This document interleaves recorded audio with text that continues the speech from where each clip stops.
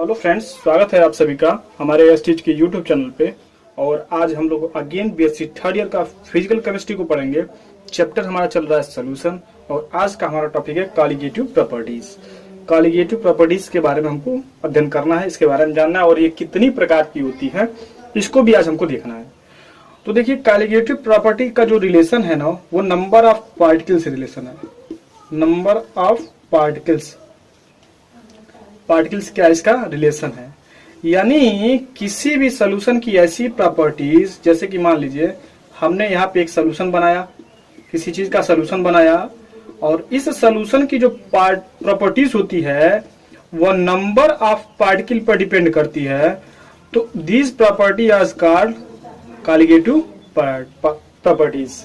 ठीक है, जैसे कि समझिए, अगर हमने क्या किया, ग्लूकोज का सोल्यूशन बनाया C6H12O6, इसका हमने एक सोल्यूशन बनाया और हमने कैल्शियम क्लोराइड का एक सोल्यूशन बनाया। ध्यान से इसको समझिएगा, हमने क्या किया, कैल्शियम क्लोराइड का एक सोल्यूशन बनाया और उसी से हमने फेरिक क्लोराइड का भी एक सोल्यूशन बनाया। 3 सोल्यूशन बनाया। कॉलिगेटिव प्रॉपर्टी क्या होती है? ये सोल्यूशन के उस प्रॉपर्टीज पे डिपेंड करती है जिसमें नंबर ऑफ पार्टिकल ज्यादा होंगे, उस सोल्यूशन की कॉलिगेटिव प्रॉपर्टी क्या होगी, अधिक होगी। ध्यान से समझिए, कोई आप सोल्यूशन बना रहे हो और कोई और एक सोल्यूशन बना, उन दोनों सोल्यूशन में जिसमें नंबर ऑफ पार्टिकल ज्यादा रहेंगे उसमें हमारी कॉलिगेटिव प्रॉपर्टी क्या होगी, अधिक होगी। तो ऐसे हम लोग कह सकते हैं कि कॉलिगेटिव प्रॉपर्टीज क्या करती है, ये सोल्यूशन के नंबर ऑफ पार्टिकल पे डिपेंड करती है। मतलब किसी भी सोल्यूशन में अगर ज्यादा नंबर हो गए तो उसकी प्रॉपर्टीज ज्यादा होगी। जैसे कि मान लीजिए, अगर ग्लूकोज को हमने घोला पानी में, तो ये ग्लूकोज आयनित नहीं होगा, टूटेगा नहीं, तो इसका एक ही मोल होगा। वही उसी प्रकार अगर हमने कैल्शियम क्लोराइड को पानी में डिजॉल्व किया, तो आप जानते हो कैल्शियम क्लोराइड जब टूटेगा तो C+ और 2Cl- देगा। तो यहाँ पे देखो 3 इसके पार्टिकल हो गए, तो इसके कंपेरिजन में इसकी प्रॉपर्टी क्या होगी, अधिक होगी। वैसे जब हम फेरिक क्लोराइड की तरफ आएंगे तो आप जानते हैं जब टूटेगा तो Fe3+ और 3Cl-, तो इसके कंपैरिजन में इसकी क्या हो जाएगी, प्रॉपर्टीज अधिक हो जाएगी, क्योंकि इसमें नंबर ऑफ मोल क्या है, 4 है, 3 यहाँ पे और 1 यहाँ पे। मतलब इसमें 4 पार्टिकल है, इसमें 3 पार्टिकल और इसमें केवल 1 पार्टिकल। तो आप कह सकते हैं कि कॉलिगेटिव प्रॉपर्टीज वो प्रॉपर्टीज है जो सोल्यूशन के नंबर ऑफ पार्टिकल पे डिपेंड करती है। ठीक, नेचर पे डिपेंड नहीं करती है। ध्यान से सुनिए, उस पार्टिकल के नेचर पे डिपेंड नहीं करेगी। सॉल्यूट जो हम लोग डिजॉल्व कर रहे हैं इसको हम लोग क्या बोलेंगे, सॉल्यूट बोलेंगे, और जो अपने पानी में डिजॉल्व कर रहे हैं उसको सॉल्वेंट बोलेंगे। तो सॉल्यूट के नेचर पे ये डिपेंड नहीं करती है। समझ आ रहा है ना? यह जो कॉलिगेटिव प्रॉपर्टी है, अगर किसी सोल्यूशन को आप बना रहे हैं तो उसके नेचर पे डिपेंड नहीं करेगी सॉल्यूट कैसा है कैसा नहीं है। बस इसको नंबर ऑफ पार्टिकल से मतलब है, जिसका नंबर ऑफ पार्टिकल क्या हो जाएगा, ज्यादा हो जाएगा, उसकी प्रॉपर्टी क्या हो जाएगी, ज्यादा हो जाएगी। मतलब ये कह सकते हो सबसे ज्यादा ये, उससे कम ये और उससे कम ये। तो आई होप आप लोगों को समझ गए होंगे कि कॉलिगेटिव प्रॉपर्टी क्या होती है।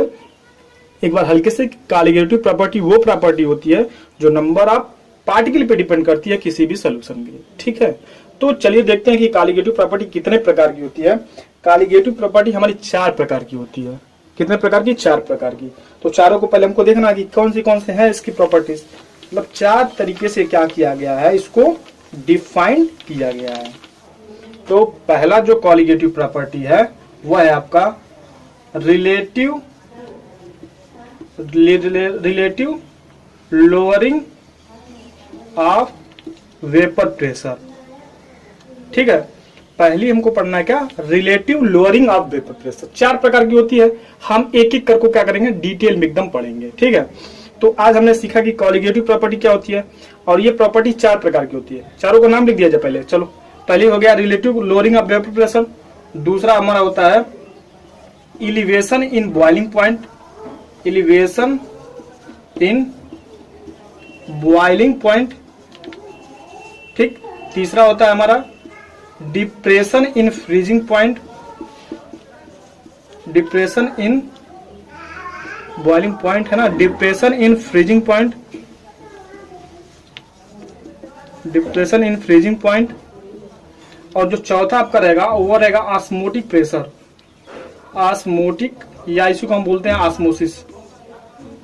ऑस्मोसिस भी इसको इस तरह से बोला जाता है, ऑस्मोसिस प्रेशर। तो ये 4 प्रकार के आपकी क्या करती हैं, कॉलिगेटिव प्रॉपर्टी को डिफाइन करती है। इन चारों को क्या करना है, आपको एक एक करके पढ़ना है। ठीक है, तो हमने देख लिया कि कॉलिगेटिव प्रॉपर्टी क्या होती है। कॉलिगेटिव प्रॉपर्टी वो प्रॉपर्टी होती है जो किसी भी सोल्यूशन के नंबर ऑफ पार्टिकल पे डिपेंड करती है, तो वह होती है कॉलिगेटिव प्रॉपर्टी। जिसमें नंबर ऑफ पार्टिकल ज्यादा उसकी कॉलिगेटिव प्रॉपर्टी ज्यादा। क्लियर। ये 4 प्रकार के होते हैं। कौन से? Relative lowering of vapour pressure, elevation in boiling point, depression in freezing point और ऑस्मोटिक प्रेशर या ऑस्मोसिस प्रेशर। ये 4 प्रकार की होती हैं। एक एक करके हमको क्या करना है, चारों को स्टडी करना है और इसके बारे में एकदम डिटेल क्या करना है, हमको थ्योरी देखना है और इसकी जानकारी लेनी है। तो चलिए पहला शुरू करते हैं, relative lowering of vapour pressure. क्या होता है relative lowering of vapour pressure, उसको हम क्या करते हैं, देखते हैं। तो देखिए ये कहां से ये सब मतलब चीजें निकल के आई। 2 चीज होता है इस नेचर में। क्या? एक वोलाटाइल, एक हमारा होता है वोलाटाइल और दूसरा होता है नॉन वोलाटाइल। ठीक, क्या मतलब हुआ इन दोनों का? वोलाटाइल का मतलब ये हुआ जो यह वाष्प में परिवर्तन हो सके, मतलब इसका क्या हो सके, वेपर बन सके या वेपराइज हो सके। ये जो होता है नॉन पार्टिकल, इसका वेपर क्या हो सकता है, नहीं बन सकता है। बात समझ में आ रही है ना? जैसे कि मान लीजिए अगर हम लोग चीनी और पानी को घोल रहे हैं तो चीनी हमारा वेपर नहीं हो पाएगा। क्यों?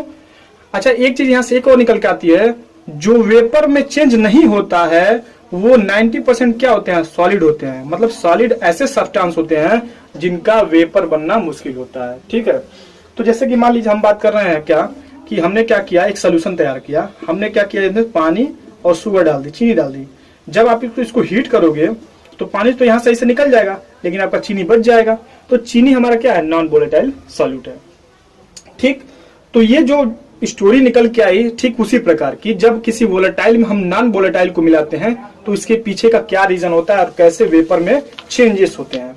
देखिए हमने क्या लिया, एक वोलेटाइल सॉल्वेंट लिया प्योर स्टेट में। मान लो हमने यहाँ पे कोई सॉल्वेंट ले लिया जिसका जो वेपर प्रेशर है वो क्या है, P0 है। ये प्योर स्टेट में हमारा क्या है, सॉल्वेंट है। प्योर स्टेट में हमारा क्या है, यह सॉल्वेंट है। और इसमें हम किसी नॉन वोलेटाइल पार्टिकल को, इसे नॉन वोलेटाइल मतलब ये वाष्प में नहीं बदल सकते, इस नॉन वोलेटाइल सॉल्यूट को हमने क्या किया, इसमें डाल दिया। ये आपका सॉल्वेंट, ये आपका सॉल्यूट और ये बना आपका कोई एक सोल्यूशन। ठीक है, ध्यान से सुनिए, यहाँ पे हमने क्या कर दिया, एक सोल्यूशन तैयार कर दिया। तो आप बताइएगा अपने हिसाब से कि क्या इसके वेपर में कुछ, वेपर प्रेशर में कुछ चेंजेस होंगे? क्या होगा अगर टेम्परेचर, हाँ टेम्परेचर यहाँ पे कांस्टेंट रखते हैं तो ध्यान से सुनिए, हमने यहाँ पे एक सॉल्वेंट लिया जिसको हम नॉर्मली वाटर ले लेते हैं। इस वाटर में कोई हमने नॉन वोलेटाइल क्या किया, ये सॉल्यूट को इसमें डाल दिया। अब ये सॉल्यूट इसमें गया तो आप बताइए इसके वेपर प्रेशर और इसके वेपर प्रेशर में क्या होगा, कुछ चेंजेस होंगे कि नहीं होंगे? आप ये बताइए। मान लीजिए इसका जो वेपर प्रेशर होगा वो हमने मान लिया क्या, PS, यानी सोल्यूशन का क्या होगा, वेपर प्रेशर होगा। तो आप ये बताइएगा कि क्या इसका वेपर प्रेशर और इसके वेपर प्रेशर में कुछ चेंजेस होगा, कुछ अंतर होगा? क्या होगा, ये अधिक होगा या ये कम होगा या यह कम होगा या ये अधिक होगा? सोचिए, बताइए, अपने दिमाग में थोड़ा सा सोचिए कि क्या इसमें हो सकता है। चलिए देखते हैं, कॉन्सेप्ट देखते हैं क्या होता है। जैसे कि मान लो ये हमारा क्या है, नॉन वोलेटाइल है और ये हमारा वोलेटाइल है। तो जैसे ही आपका ये सोल्यूशन बन के तैयार होगा तो मान लीजिए ये पानी के तल है ऊपर वाले, इसमें जैसे ही आपने नॉन वोलेटाइल सॉल्यूट को डाला तो यह वो नॉन वोलेटाइल सॉल्यूट क्या करते हैं, इस पानी की ऊपरी सतह पर आके बैठ जाते हैं। समझ में आ रहा है? यानी ऊपर का जो सरफेस एरिया है या नॉन वोलेटाइल सॉल्यूट आके इसको कवर कर लेते हैं, जिससे जो अंदर का प्रेशर है, जो पानी के वेपर बनने की जो दर है वह कम हो जाती है। क्यों? क्योंकि इनको दिक्कत होने लगती है, यहां से ऐसे निकलने में इनको दिक्कत होने लगती है। क्या है भाई, आप ही जानते हो कि अगर मार्केट में बहुत ज्यादा भीड़ हो, मान लीजिए ये मार्केट है आपका, इसमें बहुत सारे भीड़ हो रहे हैं, मतलब बहुत सारे लोग इकट्ठा हुए हैं, आप यहाँ पे खड़े हो, सब लोग एक दूसरे से सटे हुए हैं, तो आपको क्या करना है, यहाँ से निकलना है। तो बताइए मेरे भाई, निकल पाओगे? आसानी से तो नहीं निकल पाओगे, सबको हटाना पड़ेगा, करना पड़ेगा, तो आपको बड़ी दिक्कत होगी निकलने में। ओवरऑल आपकी एनर्जी लॉस हो जाएगी और आप यहाँ पे स्लो चलना चालू कर दोगे। लेकिन वही अगर आपका ओपन मार्केट हो, इसमें जिसमें कुछ ना हो, तो उसमें आपको निकलना हो तो आसानी से निकल सकते हो। ठीक उसी प्रकार की कहानी यहाँ पे भी होती है। यहाँ पे जैसे नॉन वोलेटाइल सॉल्यूट इसमें डाला जाता है तो यहाँ पे जो क्राउडिंग है ना, जो भीड़ है वो इकट्ठा हो जाती है इसके सरफेस पे, जिसके कारण जो वेपर बनने की जो दर होती है पानी की, वो क्या होती है ना, कम हो जाती है। कांस्टेंट टेम्परेचर पे क्या होती है, कम हो जाती है। पानी यहाँ से निकल नहीं पाते हैं क्योंकि उनको ऊपर क्या होता है, जगह नहीं मिल पाता निकलने से लिए। तो ओवरऑल हमने देखा कि जब किसी वोलेटाइल सॉल्वेंट में हमने नॉन वोलेटाइल सॉल्यूट को ऐड किया तो जो हमारा प्रेशर है वो क्या होता है, कम हो जाता है। ठीक, तो भाई कितना कम होगा, मान लीजिए कितना कम होगा। मान लेते हैं इसका स्टार्टिंग में 10 एटमॉस्फेरिक का प्रेशर है और यहाँ पे 5 एटमॉस्फेरिक प्रेशर हो रहा है, तो कितना कम होगा। 10 में से 5 घटाएंगे तो हमको पता चल जाएगा कितना कम हो रहा है। तो हम क्या करते हैं, इसको हम एक फार्मूले के तौर पे लिखते हैं P0 माइनस PS। यहाँ पे स्टार्टिंग का जो प्रेशर है और जो सोल्यूशन का प्रेशर है, इन दोनों का जब डिफरेंस निकाल देंगे तब हमको पता चल जाएगा यार कितना प्रेशर में क्या हुआ है, कमी आ गई है। अरे मान लीजिए 10, इसका 10 यूनिट का प्रेशर है, इसका 5 यूनिट का प्रेशर है, तो 10 में से 5 घटाओगे तभी तो पता चलेगा कि आपको कितना प्रेशर कम हुआ है। तो हमने इसमें घटा दिया। अगर मैं इसको इनिशियल से डिवाइड कर दूं, P0 से फिर से इसको डिवाइड कर दूं, तो हमने एक रिलेशन पैदा कर लिया। पहले के रिलेट में जो वेपर प्रेशर कमी हो गई है उसको हम डिफाइन करते हैं relative lowering of vapour pressure. मतलब पहले के सापेक्ष आपने इनिशियल से डिवाइड कर दिया, तो पहले के सापेक्ष जो आपके वेपर प्रेशर में कमी हो गई उसी को हम बोलेंगे relative lowering of vapour pressure. तो आई होप आप लोग को ये चीज समझ में आ गई होगी कि रिलेटिव लोअरिंग वेपर प्रेशर किसको कहते हैं। कोई आपका वोलेटाइल सॉल्वेंट है, उसमें अगर आप लोग नॉन वोलेटाइल सॉल्यूट को ऐड करते हो तो ओवरऑल आपका प्रेशर कम होगा। कितना कम होगा, P0 माइनस PS। अच्छा, अगर आपको रिलेशन मतलब पता करना हो कि इसका रिलेशन कैसा है, तो आप इनिशियल से डिवाइड कर दीजिए कि कितना इसका रिलेशन है। तो आपने जब इनिशियल से इसको डिवाइड किया तो जो रिलेशन आपको मिला उसको हम बोलते हैं relative lowering of vapour pressure. ठीक, यहां तक की स्टोरी आपको समझ में आ जानी चाहिए। अब हम बात करते हैं थोड़ी सी राउल्स लॉ के बारे में। राउल्स लॉ भी यहां से बहुत कुछ कह के जाएगा और आपको बताएगा कि हमने प्रीवियस वीडियो में डिस्कस किया था कि व्हाट इज राउल्स लॉ। मैं इसको रफ करूं, ये डायग्राम आपके दिमाग में रहेगा तो आप और अच्छे से क्या कर सकते हो, समझ सकते हो। ठीक, तो राउल्स लॉ क्या कहता है, राउल्स लॉ ये कहता है कि किसी भी सोल्यूशन का जो वेपर प्रेशर है उसके मोल फ्रैक्शन पे डिपेंड करता है। जैसे कि मान लीजिए हमने यहाँ पे ए कोई लिक्विड लिया और यहाँ पे हमने कोई बी ले लिया। जब इन दोनों को मिलाया तो यहाँ पे ए बी दोनों मिल गए मेरे भाई, मिले कि नहीं मिले, मिल गए।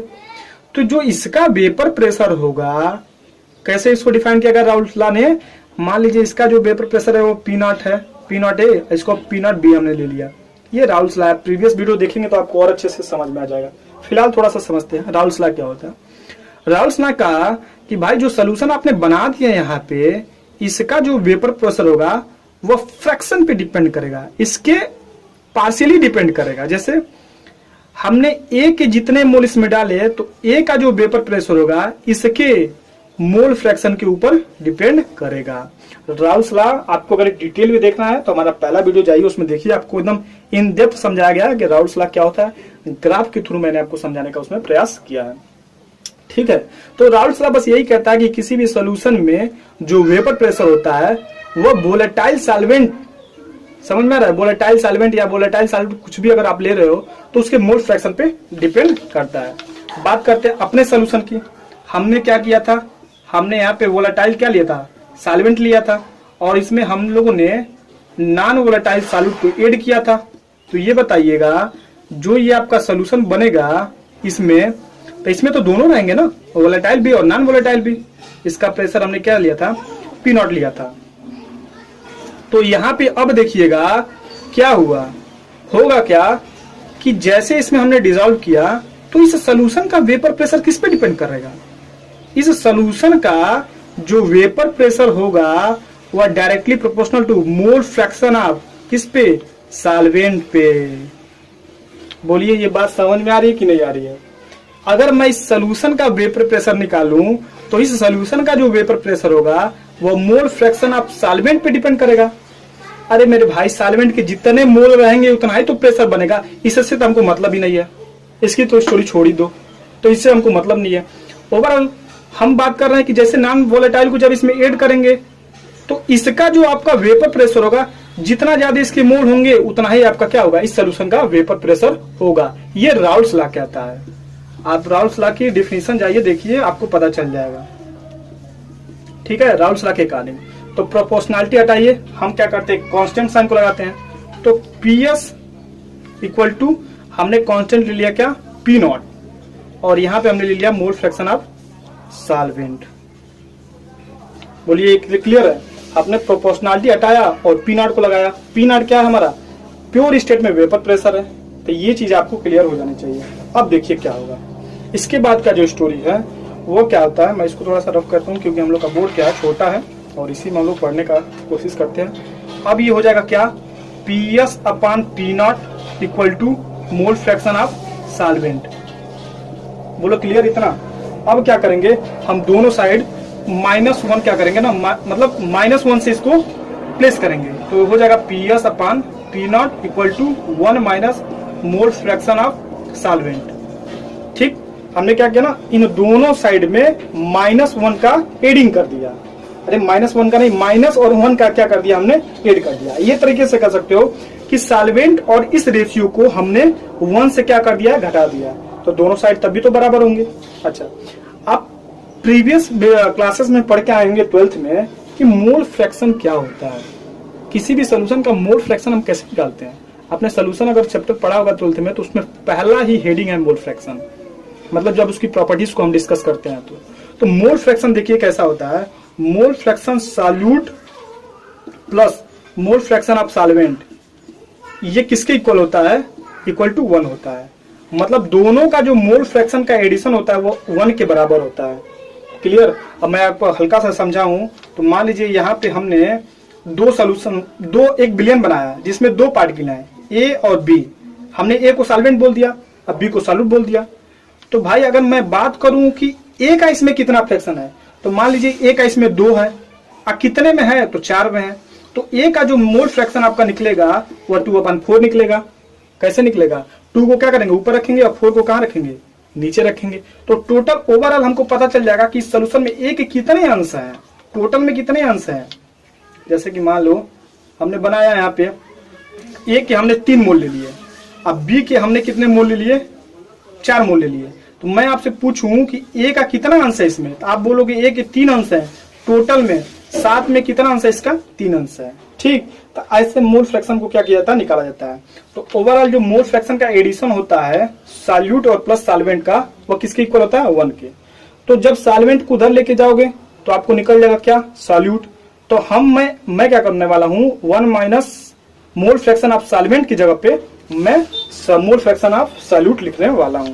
तो यहां से आपका हो जाएगा, अगर इसको इधर किया जाए तो P naught minus P S upon क्या हो जाएगा आपका, P naught equal to 1 minus की जगह पे क्या हो जाएगा, mole fraction of solute, mole fraction of solute. अब यहां से आपको इक्वेशन मिलने वाला, देखिए सॉरी, ये पी नॉट जो है वो ऊपर हो जाएगा, इसको ध्यान रखिएगा, सॉरी फॉर दैट, मैं इसको नीचे लिख दिया तो पी नॉट हो गया। अब ये हम क्या करेंगे, इस मोल फ्रैक्शन ऑफ सॉल्यूट को डिफाइन करेंगे। तो किसी भी चीज का मोल फ्रैक्शन कैसे निकलता है, अब यहाँ से आपको थोड़ी बहुत नॉलेज होनी चाहिए। आप क्या करिए, मैं उम्मीद करता हूं कि आप लोग पेन पेपर लेके बैठे होंगे ताकि चीजों को आप नोट करते चलेंगे तो और आपको क्लियर हो जाएगी। ठीक है, तो मोल फ्रैक्शन कैसे निकाला जाता है। मोल फ्रैक्शन क्या होता है, मोल अंश, इसके मोल अंश, जैसे कि मान लीजिए अगर मुझे इस सॉल्यूट का मोल अंश निकालना है, इसका मोल फ्रैक्शन निकालना है, जैसे मान लो मैं इसको डिनोट करने जा रहा हूं एक्स बी से, सॉल्यूट को हमने डिनोट कर दिया एक्स बी से। तो अगर किसी भी सॉल्यूशन में आपको अगर मोल फ्रैक्शन ऑफ सॉल्यूट निकालना है तो आपको क्या करना पड़ेगा, यन के यानी सॉल्यूट के जितने मोल होंगे उसको ऊपर लिखना पड़ेगा और नीचे उस सॉल्यूशन में मतलब सॉल्वेंट के भी मोल और सॉल्यूट के भी मोल लिखने होंगे। ये फार्मूला होता है निकालने का। जैसे आपको निकालना है कि मोल फ्रैक्शन ऑफ सॉल्यूट, तो फार्मूला क्या होगा कि number of mole divide by total number of मोल। मतलब इस सॉल्यूट के आप मोल रखोगे और उसके बाद से टोटल से डिवाइड करोगे तो आपको मोल फ्रैक्शन निकल जाएगा। तो अब हमको क्या करना पड़ेगा, हमको यहाँ पे एज्यूम करना पड़ेगा कुछ चीजें। जैसे में आपको अब यहाँ पे मानना पड़ेगा कि अब देखो नंबर ऑफ मोल किस पे डिपेंड करता है, मास पे और मोलर मास पे। तब हम क्या करेंगे, let us suppose that W जो स्मॉल w होगा वो मास किसका होगा, सॉल्यूट का। किसका होगा, सॉल्यूट का। ये आपको पूरा नोट्स में मिलेगा, बस इसको समझते जाइए। हमने W को मान लिया मास और स्मॉल w को मान लिया मोलर मास। ये दोनों किसके हैं, सॉल्यूट के। और ठीक उसी प्रकार सॉल्वेंट का जो W है इसको हमने मान लिया क्या, मास किसका, सॉल्वेंट का। इसका जो कैपिटल M है ये क्या हो जाएगा, मोलर मास हो जाएगा। ये मोलर मास हो जाएगा किसका, सॉल्वेंट का।